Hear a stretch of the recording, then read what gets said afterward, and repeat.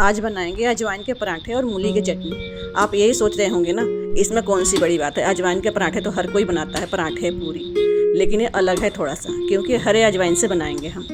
तो चलिए स्टार्ट करते हैं। हेलो दोस्तों, राधे राधे। तो हम पहुंच गए थे खेत में अजवाइन लेने के लिए। ये जो मैं उखाड़ रही हूँ अजवाइन है। अजवाइन उखाड़ने के बाद से हमने थोड़े से लहसुन भी उखाड़ लिए थे, क्योंकि ये लहसुन अलग क्यारी में उग गए थे, जैसे पालक के क्यारी में। मैं दिखा रही हूँ आपको पास से। लहसुन उखाड़ने के बाद से हमने मूली भी उखाड़ लिया था, क्योंकि मूली की चटनी बनानी थी। मूली अभी बहुत छोटे और पतले पतले थे और 2 ही मिले थे, बाकी तो और छोटे छोटे थे, इसलिए हमने 2 ही लिया था। अब मूली के बाद से हम लेंगे थोड़े से हरा धनिया, क्योंकि हरा धनिया के बिना तो चटनी तो अधूरी होती है। तो हमने हरा धनिया भी ले लिया। इन सबको हमने थैले में रख लिया है। अब घर आने की बारी है। घर आने से पहले बेटी मेरी ऊपर थी छत पे, उनने रस्सी गिरा था नीचे। फिर हमने रस्सी में और थैले को बांध करके ऊपर घर पे पहुंचा दिया था, क्योंकि जो जिधर से हम आते हैं थोड़ा दूर है वो। तो बेटी ने बोला कि मैं यहीं से ले लूँगी, तो उसे हमने दे दिया थैला। और फिर हम वापस आ गए थे घर को। घर के आने के बाद से हमने थैले में से सारे सामान निकाले। अब इन सबको धोना है, क्योंकि इसमें बहुत सारी मिट्टी है, गंदे हैं, सबको धो लेंगे। तो पहले तो मैं धनिया धो रही हूँ, क्योंकि धनिया थोड़ा सा साफ सा दिख रहा था मेरे को। तो धनिया हम धो करके सारी चीज़ों को धो लेंगे इसी तरह से। हमारे घर के पीछे ही खेत है, लेकिन रास्ता घर में से नहीं है, दूर है रास्ता जाने के लिए। थोड़ा सा टाइम लगता है जाने में, 10-15 मिनट लग जाता है आने जाने में। तो हमने मूली के पत्ते भी तोड़ लिए थे, जो बारीक बारीक नए पत्ते थे ना, अंदर के जैसे बीज के पत्ते होते हैं, तो सबको तोड़ करके सब चीज़ों को हमने धो लिया है अच्छी तरह से। अब ये अजवाइन है, हरे अजवाइन, इसके पराठे बहुत ही टेस्टी बनते हैं। बाज़ार में मिलते हैं या नहीं मिलते हैं ये तो नहीं पता मुझे, पर हम घर में बहुत ही आसानी से उगा लेते हैं इसे। आप इसे किसी गमले में भी उगा सकते हैं, या थोड़ी सी मिट्टी हो उसमें भी उगा सकते हैं। बहुत ही आसानी से उग जाता है और 3-4 दिन में ही ये बाहर आ जाता है। अजवाइन को एक तरफ रख देते हैं, पहले चटनी बना लेते हैं, क्योंकि पराठे ठंडे हो जाएंगे तो अच्छे नहीं लगेंगे। तो पहले चटनी बना लेंगे हम। तो जो भी हमारे पास चीज़ है उसे हम काट लेते हैं। हमने 1 नींबू लिया है इस चटनी में डालने के लिए। ये लहसुन है, इसमें से हम थोड़े से लहसुन डालेंगे। और 2 टमाटर है, देसी टमाटर है, इसमें भी थोड़ा सा खटास होता है। तो हम इसे भून लेते हैं चूल्हे पे। आप चाहे तो गैस पे भी भून सकते हैं।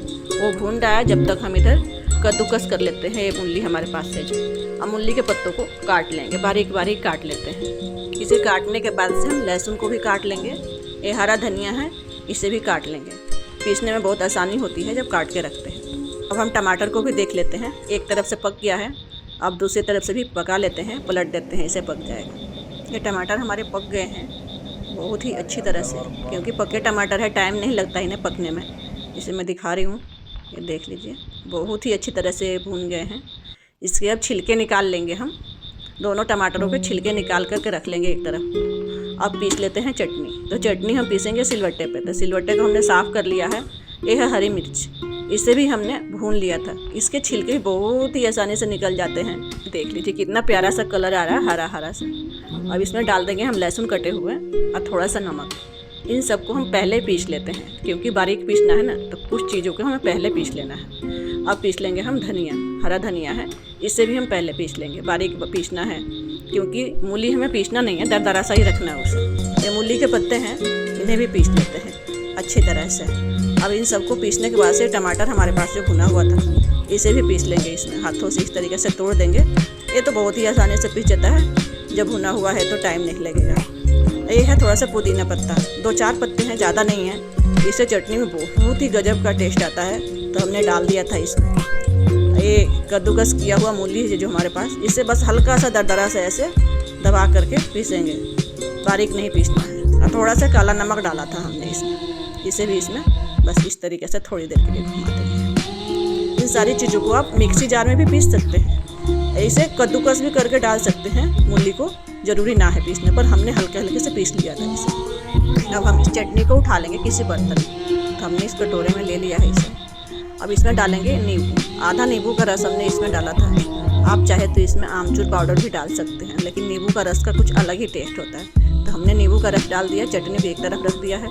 अब ले लिया हमने गेहूँ का आटा और 2 चम्मच बेसन लिया है, थोड़ा सा हींग, थोड़ा सा नमक। ये है अजवाइन, हरे अजवाइन जो हमारे पास है, इसको इसमें बारीक बारीक काट लेंगे। जितना बारीक हो सके उतना बारीक हम इन्हें काट लेंगे।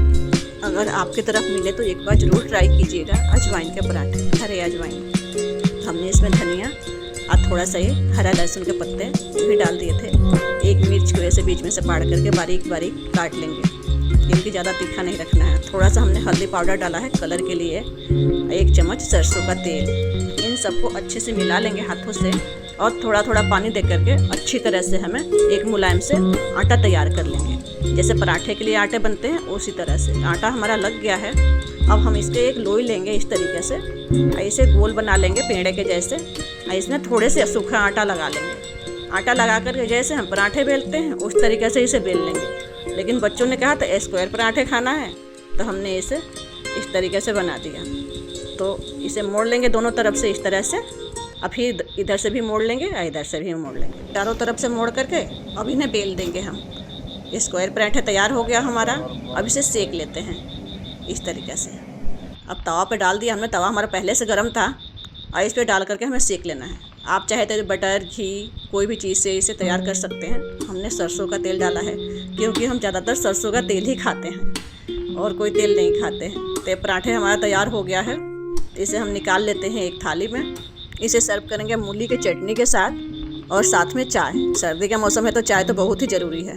अब इसमें हमने डाल दिया थोड़ा सा सरसों का तेल। आप खाते हैं तो डाल सकते हैं, नहीं तो स्किप कर सकते हैं। मूली की चटनी एक बार ज़रूर ट्राई कीजिएगा और हमारी वीडियो कैसी लगी कमेंट में ज़रूर बताइएगा। फिर हम आपसे मिलेंगे एक नई रेसिपी के साथ। जब तक हमारे साथ बोलिए राधे राधे, जय श्री राधे।